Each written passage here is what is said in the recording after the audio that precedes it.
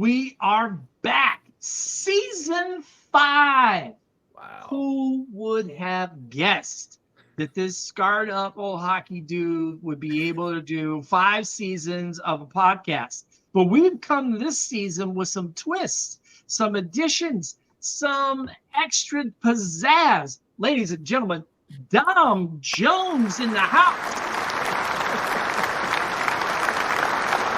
Yeah. I'm Dom excited Jones, to be here. you know Dom Jones because almost 1,800 people watched that episode with Dom and I talking about his Let It Go plan and what he's done in his journey and our People Community event. It went like bananas. And we have been talking about it, and Dom is joining us not only as a partner, but he's joining us on our advisory board.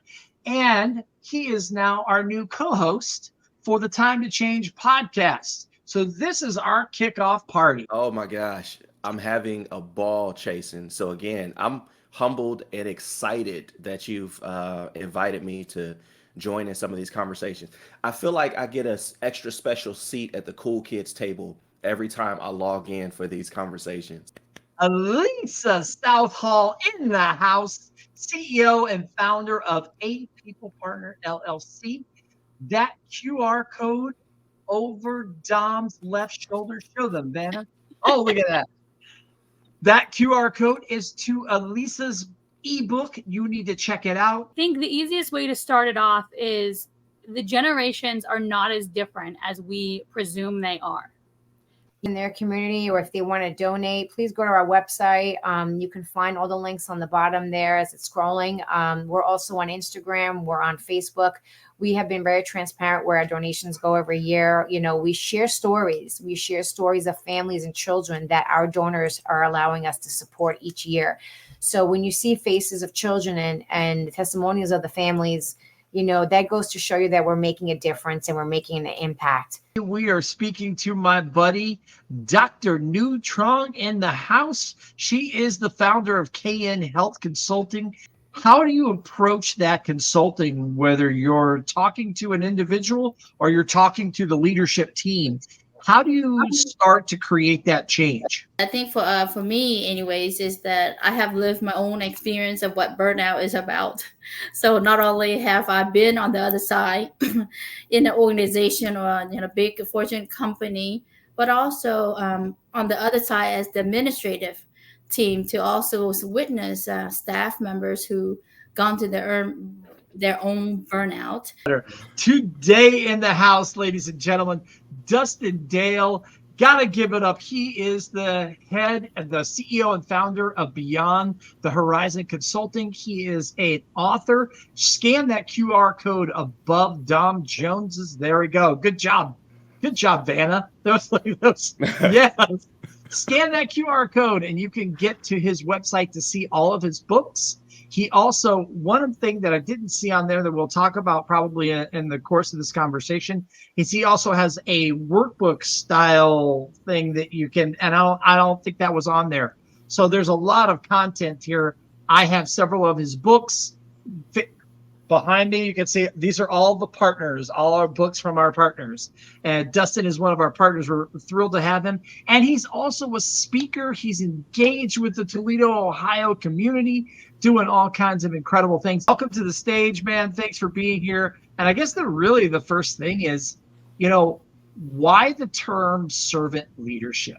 Looking back over the course of time, servant leadership has always been there. It just hasn't been identified the way that we might identify it when we go through school, when we go through training courses, etc. Kylie, let's start out with you. What's going on with you? Who are you in a nutshell? And what are you doing with Elevated Coaching and Consulting Global? Well, thank you for having us this afternoon, Chason and Dom. I'm Kylie. I'm the founder of Elevated Coaching and Consulting Global.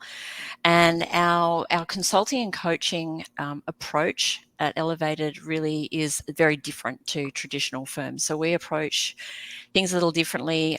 We look through the lens of psychological safety, and we adopt a psychological lens to our coaching and consulting programs and initiatives, but also very much through a human rights lens. Sure. My name's Michael. I'm the support for Kylie, but my role really is all around making sure that Kylie, who is extremely knowledgeable and passionate about ensuring the health and safety and welfare of everyone in the workforce, and really spreading the word around psychological safety and impact a safe environment has in the workforce. My role is really to support that. So let's get started. Boom, right above Irene's left shoulder. It may be on the right side of your screen. It's backwards for me. You'll scan that QR code. Yes, there we go. Scan that QR code, and it will take you right to her book, Choose Your Battles. So let's just get a Reader's Digest version of your background and what you're doing with SPAR.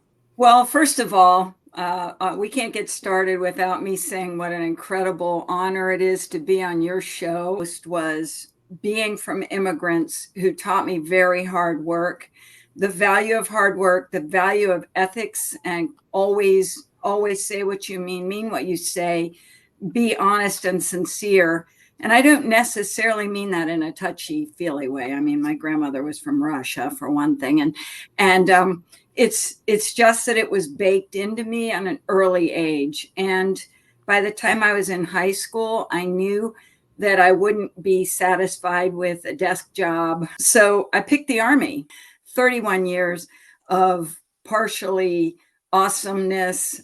And today we are talking to Jason Wilson in the house, ladies and gentlemen. Give it up. Give it up.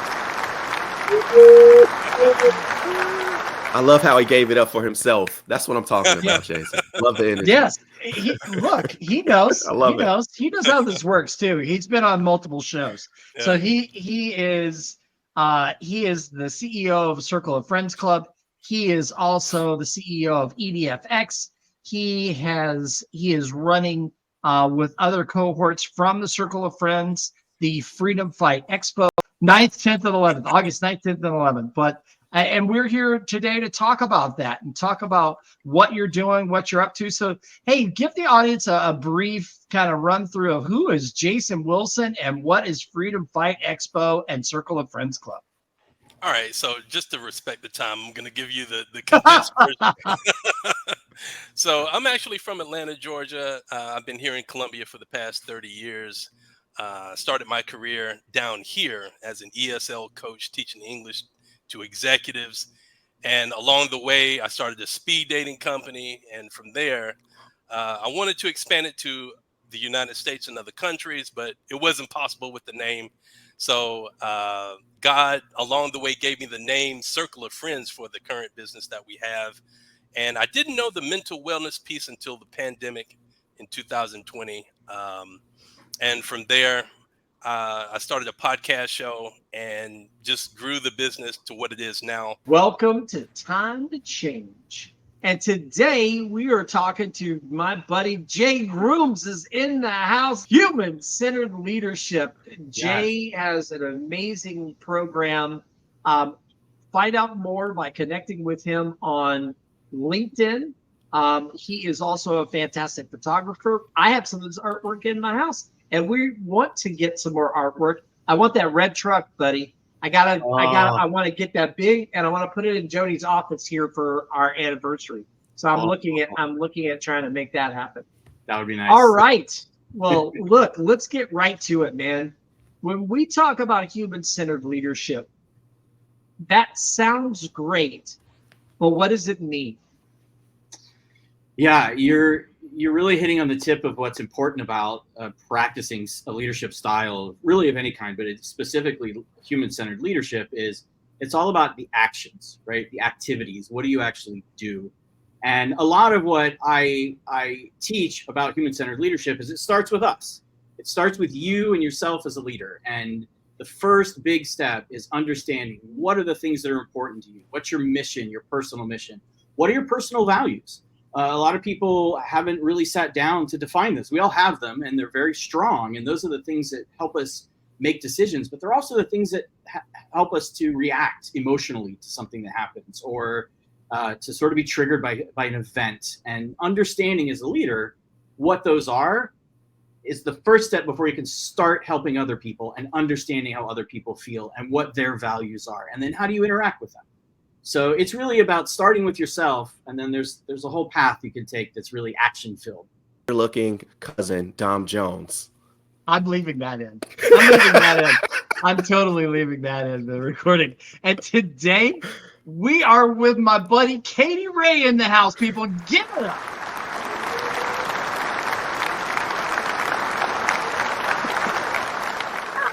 Jason, you always bring I know. So I'm Katy Rey. What I like to tell people is I am a human that with every interaction I have with you, I want to leave you better than I found you.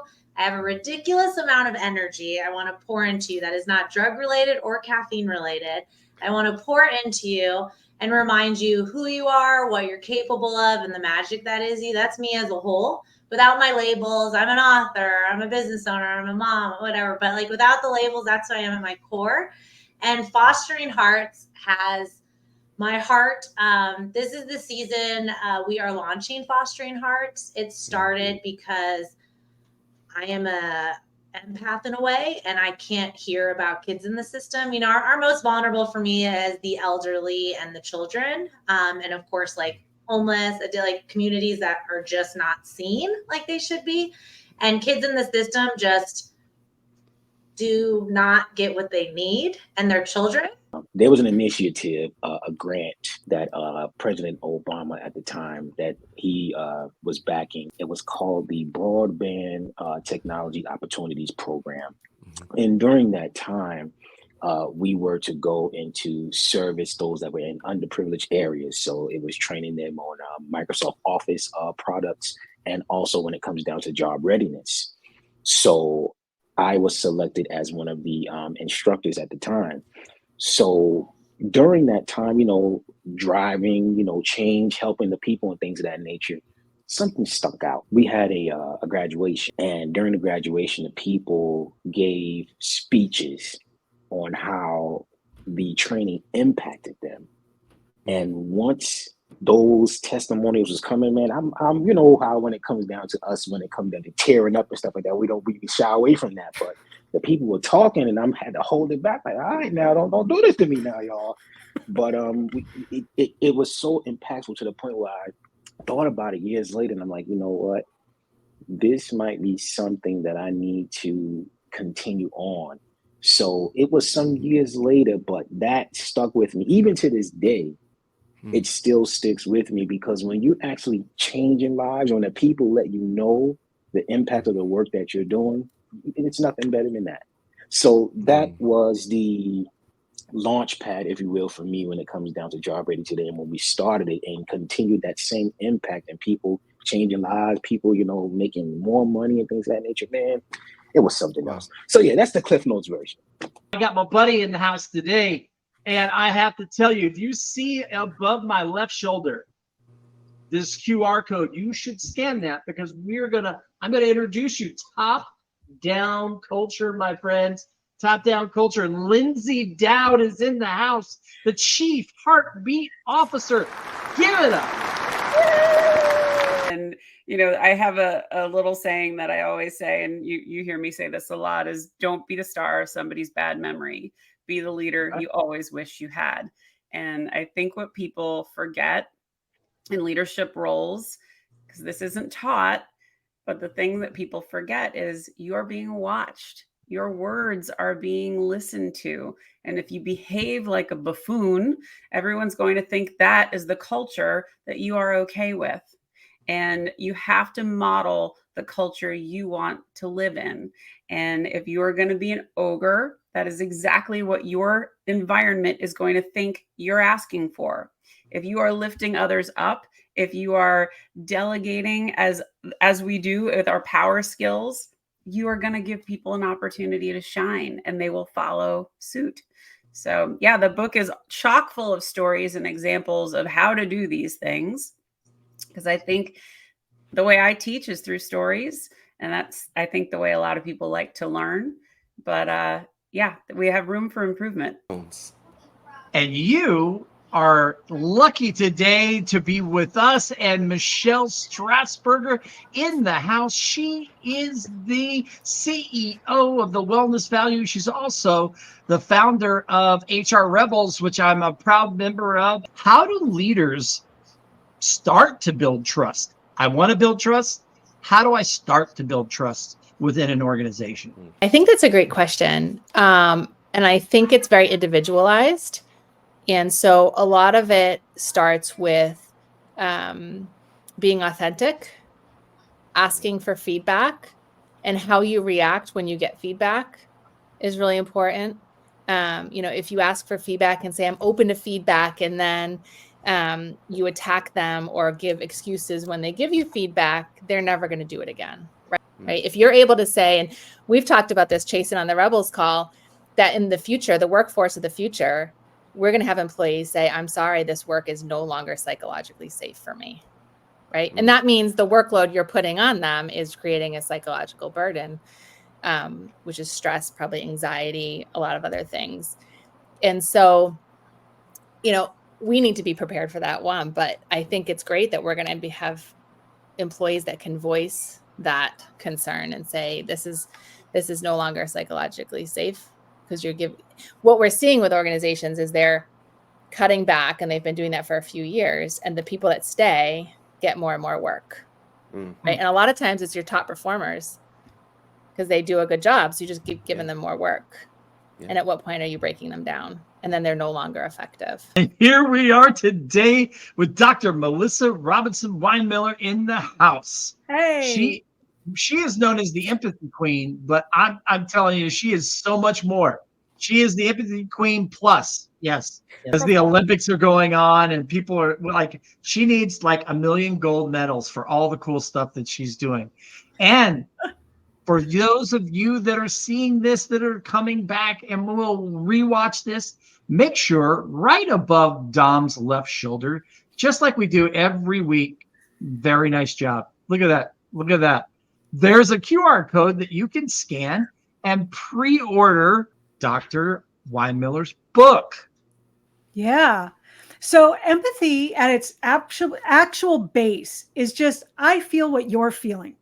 We can feel what each other are going through, and I'm not taking responsibility for it. I am not trying to fix the situation in the suck together. And a lot of times that's what it is. But it's just really human connection. It's the basis of kind of everything else. If you haven't seen it. But today, Sharon Birn is in the house. She's a life and wellness coach. She has over 20 years of working not only on the employer side, but with the employees themselves in and around things to help those that have handicaps and disabilities with finding jobs, getting through biases. She is on the advisory board for HR for You Incorporated. Thank you so much. She is also one of our newer partners. This conversation is important because accommodations are meant to level the playing field.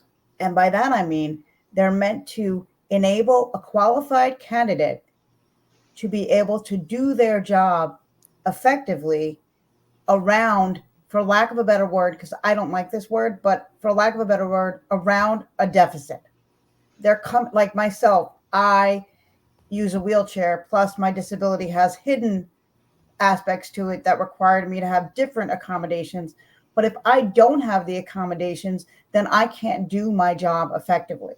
So if somebody doesn't have a desk that's wide enough for me to get underneath with my wheelchair, I'm not going to have a workspace.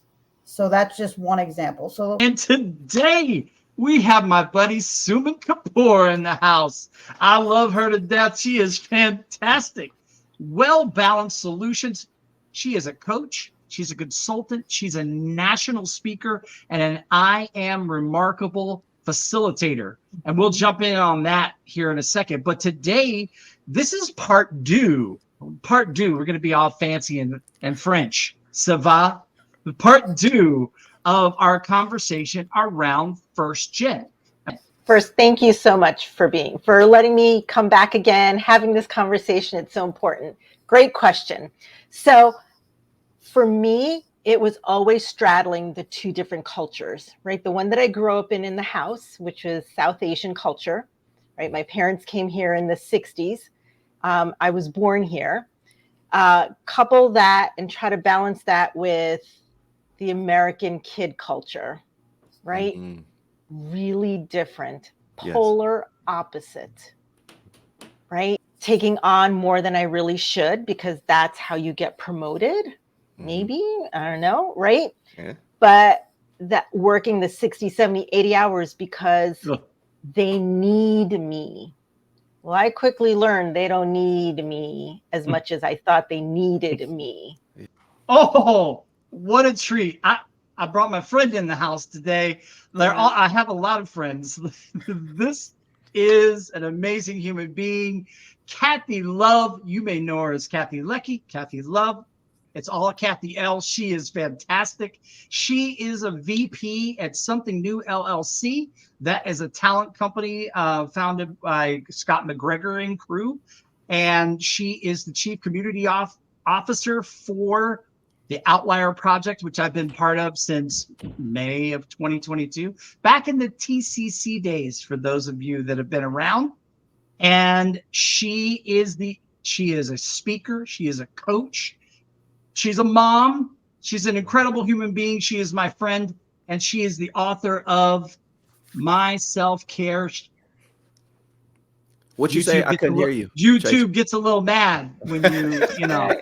So scan that QR code right above Dom's left shoulder. Show him, Vanna. There we go.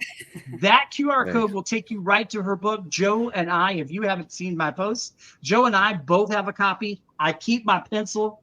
I keep my number 2 pencil in here because I work on this on a daily basis. I'll erase stuff. I'll come back to it. And we will get to talk about that. But Kathy Love is in the house. They are, parts of the same answer. So after my TEDx, that was about 10 years ago now, I have gone through a ton of self-discovery, learning about my thoughts, behaviors, beliefs, and how they were impacting my decisions in life and the outcomes that I was getting. Here today with Victoria Walling in the house. Give it up, people.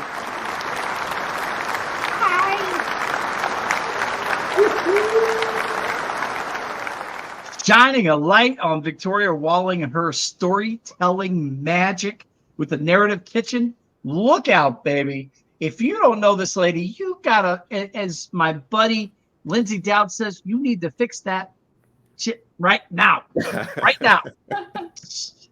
So hi, I'm Victoria Walling. I am a storyteller. My background for the past 14 years is really more on PR communications and on storytelling. So my story really started with 11 years thriving in the corporate world. And the way that I built my brand is asking myself the first question, okay, what are the 2 things that I really love? It's food and it's, storytelling and communications. And I said, okay, those are kind of unrelated, topics. So how can I marry them? So I was trying to think of ways, pushing my creativity. I came up with the narrative kitchen. And in all of my writing, even on LinkedIn, everything is related to recipes, cooking, baking. Well, I think the first thing I'd say, Dom, is when I work with leaders, with people, almost everyone thinks that communication is about speaking. And what I would say is that the first and most significant part of communication is listening. Because any communication, irrespective of what it is, personally or organizationally, is a two-way street, right? Somebody's listening, someone's talking. So, as a great leader, as a great communicator, the first thing you have to do is listen. Right? Listening is the most critical element. You have to understand your audience. You have to know what they're thinking. You have to know why they're thinking that. And so, one of the things that I keep reading and seems to be stressed is, make your people feel heard.